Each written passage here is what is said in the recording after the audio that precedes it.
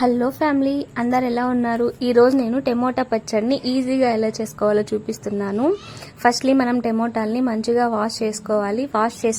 Wash చేసిన టమోటాల్ని క్లాత్తో water లేకోకుండా మంచిగా క్లీన్ చేసుకోవాలి. తర్వాత టమోటాల్ని 4 పీసెస్ లాగా కట్ చేసుకోండి.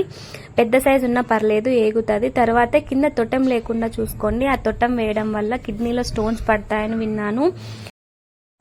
ఆ మాట మీకు కూడా తెలిస్తే కమెంట్ చేసేయండి. తర్వాత మనం కట్ చేసుకున్న టమోటాల్ని ఒక ప్యాన్లో వేసుకొని కొంచెం ఆయిల్, తర్వాత టేస్ట్కి సరిపడా చింతపండుని వేసుకొని మంచిగా ఫ్రై చేసుకోవాలి.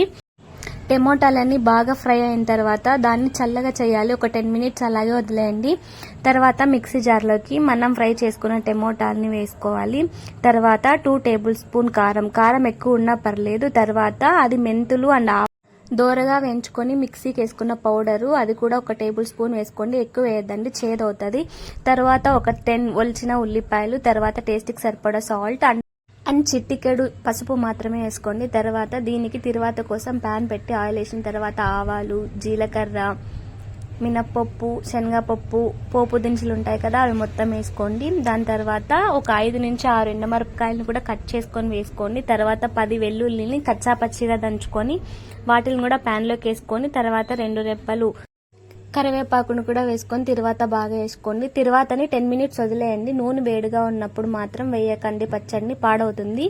నూనె చల్లగైన తర్వాత మనం పేస్ట్ చేసుకున్న టమోటాని వేసుకోండి. చల్లగైన తర్వాత మాత్రమే వేయండి. తర్వాత చూడండి, నా తమ్ముడు ప్యాన్లో ఉంటుంది కదా, ఆ ఊరగాయలు అన్నం మిక్స్ చేసి మా అందరికీ ముద్దల్లాగా పెడుతున్నారు. మా పిన్ని ఎక్స్ప్రెషన్ చూడండి, లాస్ట్లో సూపర్గా ఉంటుంది. సబ్స్క్రైబ్ చేసుకోండి అబ్బా.